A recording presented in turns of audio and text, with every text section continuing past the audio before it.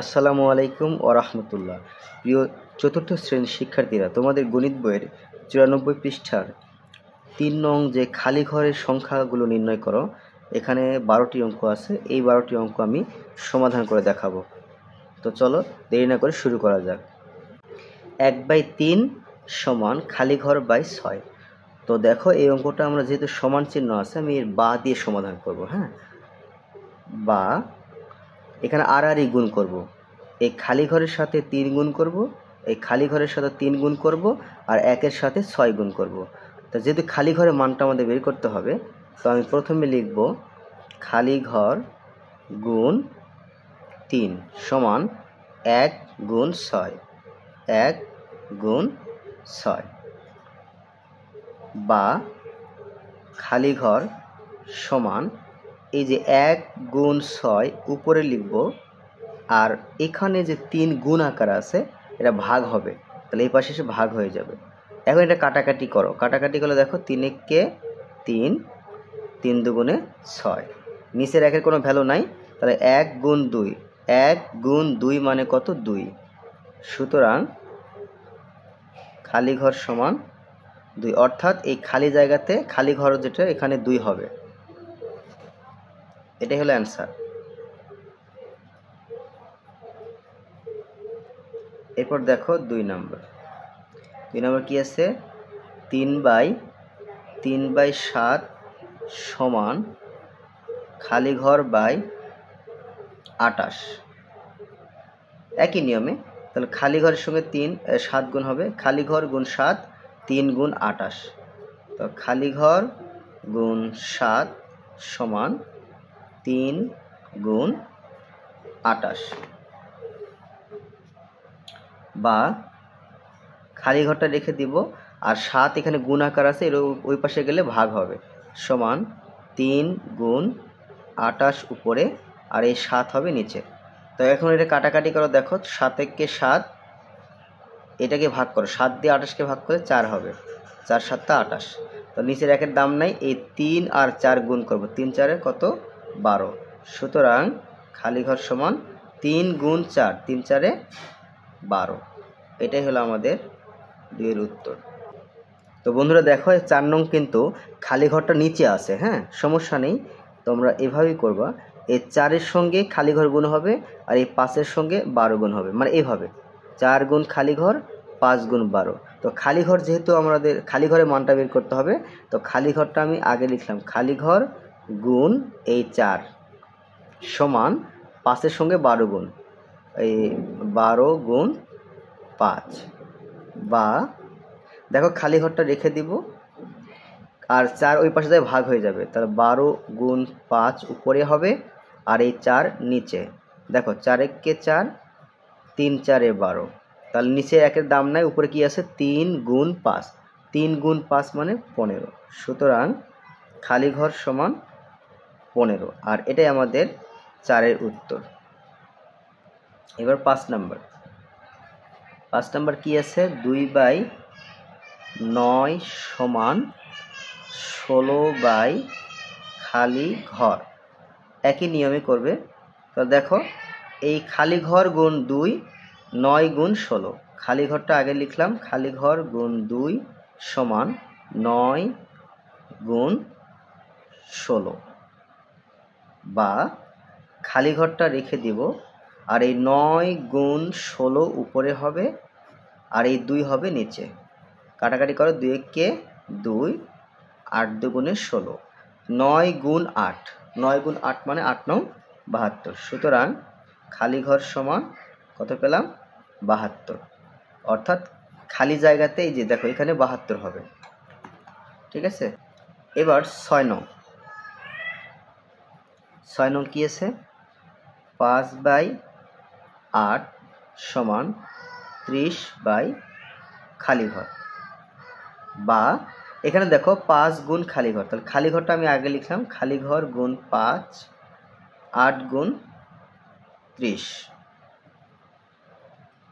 বা খালি ঘরটা আমি রেখে দিলাম, 5 ওই পাশে গেলে ভাগ হবে, তাহলে 8 গুণ 30, আর নিচে হবে 5। দেখো এই যে দাগটা দিয়েছি, 8 গুণ 30, তার নিচে যে দাগ দিয়েছি এই দাগটাকেই বলা হয় ভাগ চিহ্ন। হ্যাঁ, এখন দেখো 5 × 5 5 × 6 = 30। তাহলে কত হলো 8 গুণ 6, এই 8 গুণ 6 গুণ করব। সুতরাং 8 এবং 6 গুণ করলে 6টা কত হয় 48। এটাই আমাদের উত্তর। এবার 7 নং একই নিয়মে বা দেখো 3 গুণ 2 হবে আর 6 গুণ খালি ঘর। খালি ঘরটা আগে লিখব, খালি ঘর গুণ 6 সমান 3 গুণ 2, 3 গুণ 2 বা খালি ঘর সমান এই 3 গুণ 2 উপরে লেখো আর এই 6 এখানে নিচে এসে ভাগ হয়ে যাবে।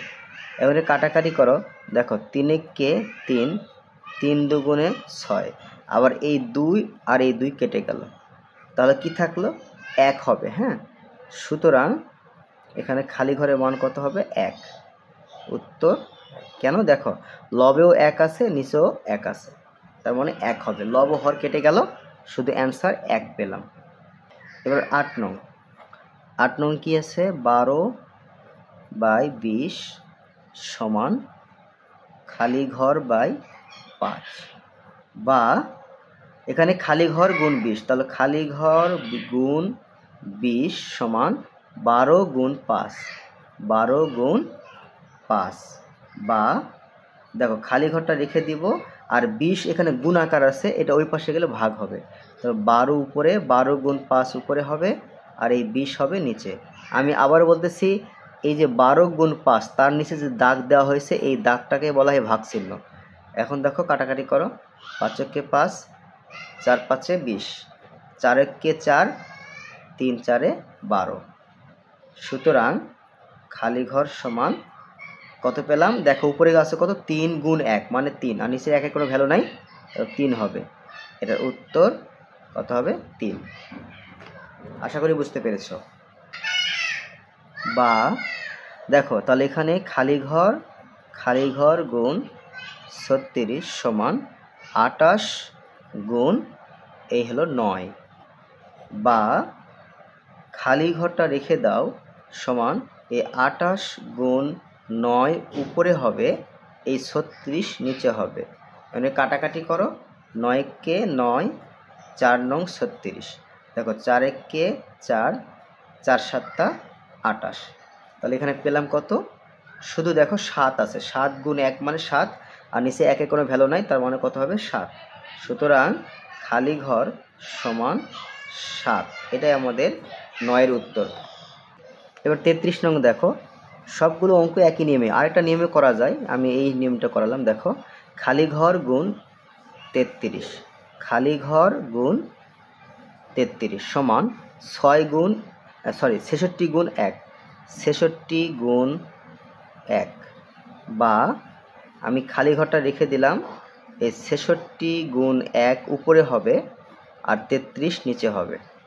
তো দেখো এটা কাটাকাটি করো, 33 কে 33, 33 দুগুণে 66, অর্থাৎ 33 দ্বারা 66কে ভাগ করলে 2 হবে। সুতরাং এখানে খালি ঘরের মান কত পাচ্ছি 2। কেন 2? 2 গুণ 1 মানে 2, আর নিচের 1 এর কোনো ভ্যালু নাই, তার মানে খালি ঘর সমান কত পেলাম 2। এরপরে 11 নং, 11 নং কি আছে দেখি, 5/65 সমান 1/ খালি ঘর।